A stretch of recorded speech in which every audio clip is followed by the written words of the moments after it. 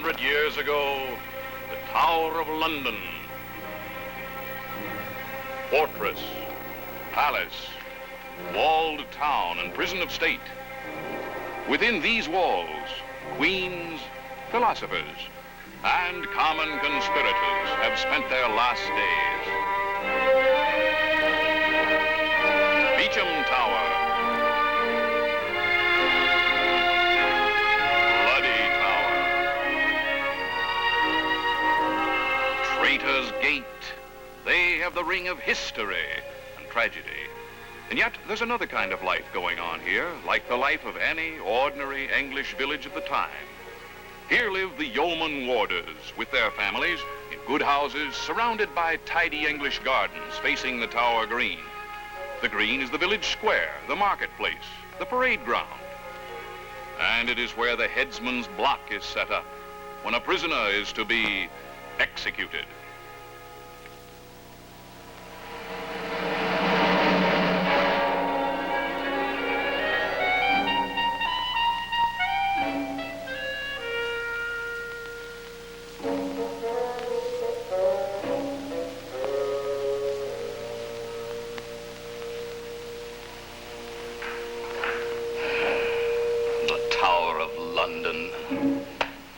Curse the day I walked through yon gate with my sweet Elsie beside me.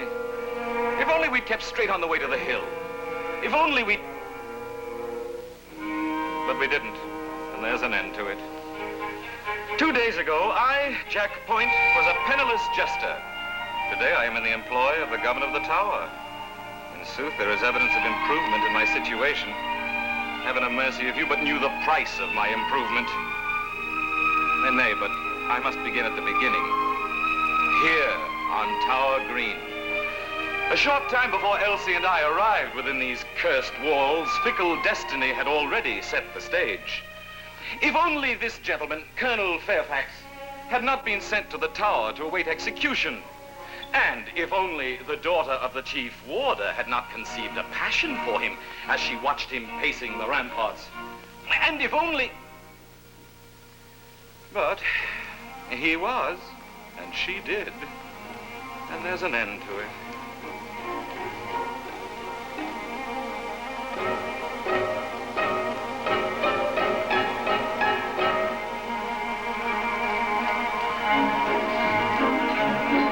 When maiden love she sits and sighs, she wanders to and fro.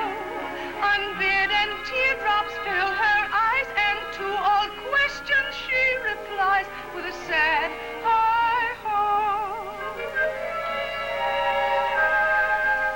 'Tis but a little word, hi-ho, so soft is scarcely heard, hi-ho, an idle breath, yet life and death may hang upon a maid's hi-ho. An idle breath, yet life and death may hang upon a maid's hi-ho.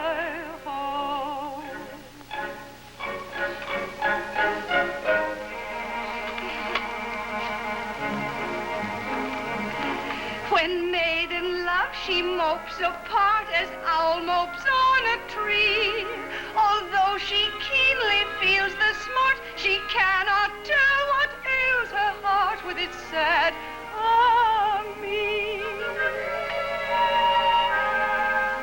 'Tis but a foolish sigh, ah me, born what to droop and die, ah me, yet all the sense of eloquence lies hidden in a maid's ah me, yet all the sense of eloquence lies hidden in a maid's ah me, ah me, yet all the sense of eloquence lies hidden in a maid's ah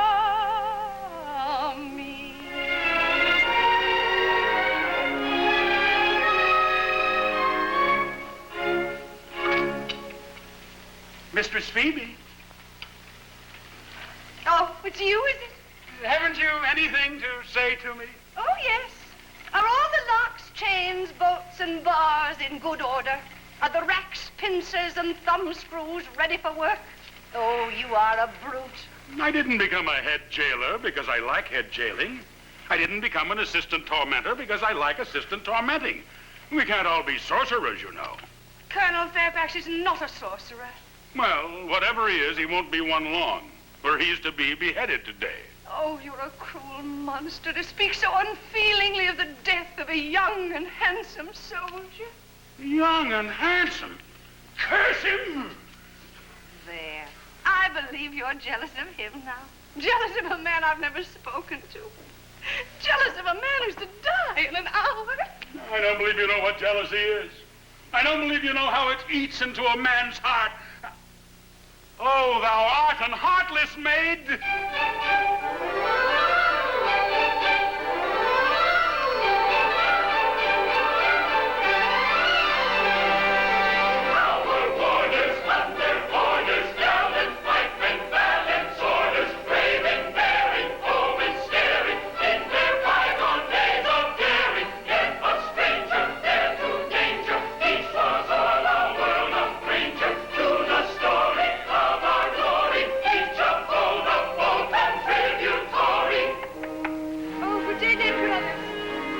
Today. The head housekeeper of the tower is always busy, my girl.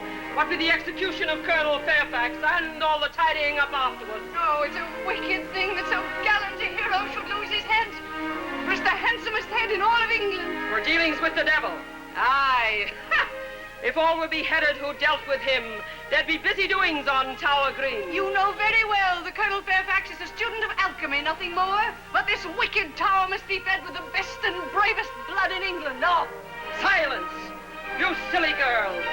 I was born in the old keep, and please God I shall die and be buried in it. And there's not a stone in its walls that's not as dear to me as my own right hand. Within its walls of rock, the flower of the brave have perished with the constancy unshaken. From the dungeon to the block, from the scaffold to the grave, is a journey many gallant hearts have taken. And the wicked flames may hiss round the heroes who have fought for a conscience and for home in all its beauty. But the grim old fortalice takes little heed of aught that comes not in the measure of its duty.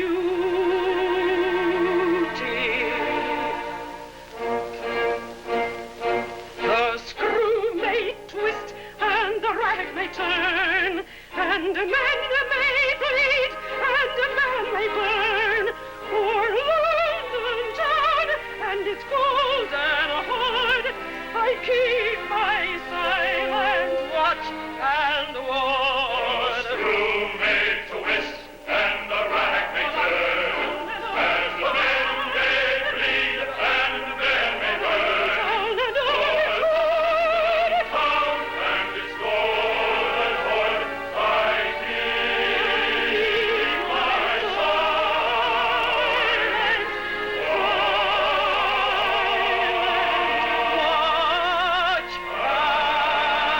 hoard.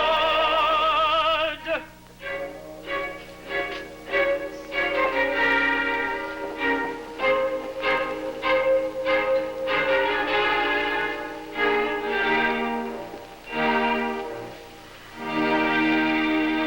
Father, there's no reprieve arrived for Colonel Fairfax. No, my lass. But there's one hope yet. Thy brother Leonard, who has been appointed a yeoman of the guard, will arrive this morning. And as he comes straight from the court, it may be that he will bring the reprieve with him. Oh, that he may. Amen to that. For Colonel Fairfax twice saved my life, and I'd give the rest of my life to save his. Oh. And wilt thou not be glad to welcome thy brave brother? Aye, truly, if he brings the reprieve. And not otherwise? Well, he's a brave fellow indeed, and I love brave men. The bravest of the brave. And yet it seems but yesterday that he robbed the lieutenant's orchard. Father!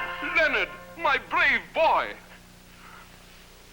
Hast thou brought the colonel's reprieve? Nay, I have here a dispatch for the lieutenant, but no reprieve for the colonel. Oh, poor gentleman. I would I had brought better news. I would give my right hand, nay, my life to save his. Dost thou speak in earnest, lad? Aye, father. Then hearken to me. Thou hast come to join the yeomen of the guard. Well, None has seen thee but ourselves. and a sentry who took but scant notice of me. Give me the dispatch and get thee hence at once. Stay hidden for a space and let no one know. I'll convey a suit of yeoman's uniform to the colonel's cell. He shall shave off his beard, and I will claim him as my son, Leonard Merrill. But how to gain access to the colonel's cell? The key is with thy sour-faced admirer, Wilfred Shadbolt. I think I can get anything I want from Wilfred. I think, mind I say, I think. You may leave that to me. Then get thee hence at once, lad, and bless thee for this sacrifice. And my blessings too, dear Leonard.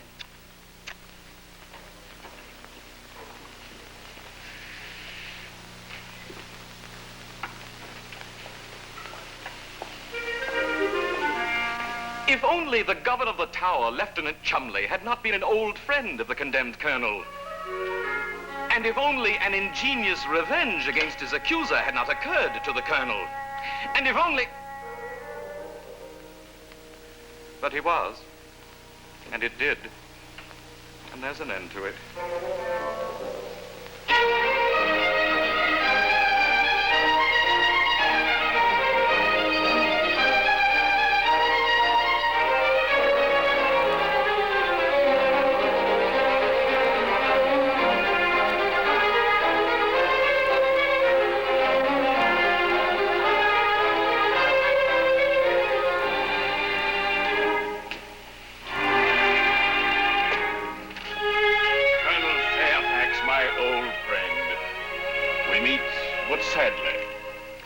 Lieutenant Chumley, I greet you with all goodwill, and I thank you for the zealous care with which you have guarded me from the dangers which threaten human life outside. In this happy little community, death when he comes doth so in punctual and businesslike fashion. Sir, you bear this bravely. Why, man, is it such a boon to live? Take my word for it, sir, it is easier to die well than to live well. For in sooth, I have tried both.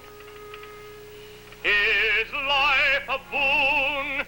If so, it must befall, that death, whene'er he call, must call too soon. Though fourscore years he give, yet one would pray to live another moon. What kind of fate have I, who perish in July, who perish in July? I might have had to die, perchance in June. I might have had to die, perchance in June.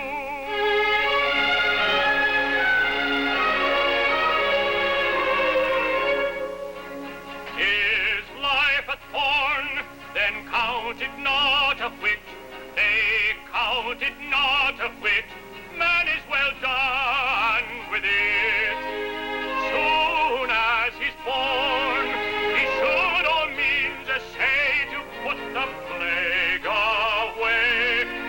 And I forewarn, poor captured fugitive, my life most gladly give. I might have had to live another morn. I might have had to live another morn.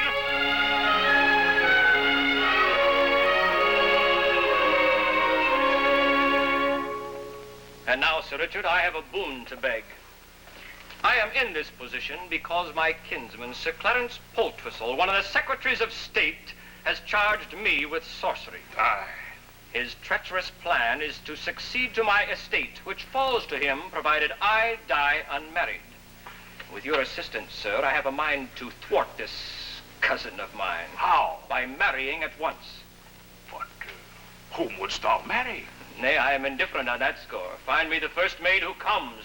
We will be married by my confessor, and her dower shall be my dishonored name and these 100 crowns to boot. Strange request. I doubt that I should grant it. There never was a marriage fraught with so little of evil. In an hour she'll be a widow, and I a bachelor again, for aught I know. I will see what can be done. For I abhor thy kinsman for the scurvy trick he hath played on thee. 1,000 thanks, good sir. Now I'll to Clock Tower for communion with my confessor. We meet again in an hour. Till then, farewell. I am ready, good fellows.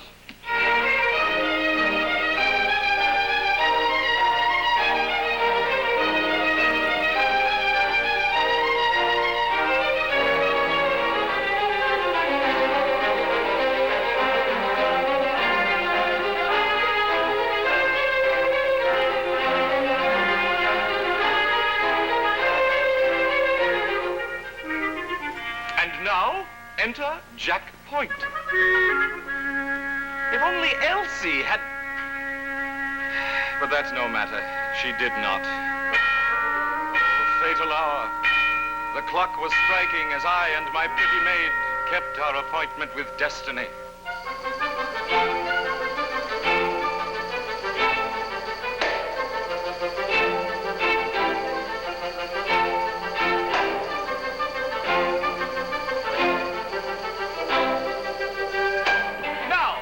Shall we please you? We can rhyme you couplet, dance you a saraband, what you will. Let us give them the merry man and his maid. They're in a song and dance as well.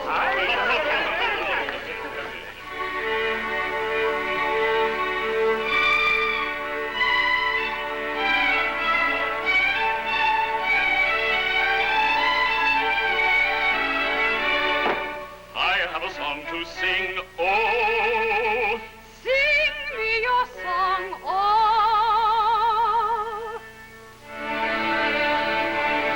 It is sung to the moon by a lovelorn moon who's fled from the mocking throng, oh. It's the song of a merry man moping mum, whose soul was sad and whose glance was glum, who sipped no sup and who craved no crumb, as he sighed for the love of a lady.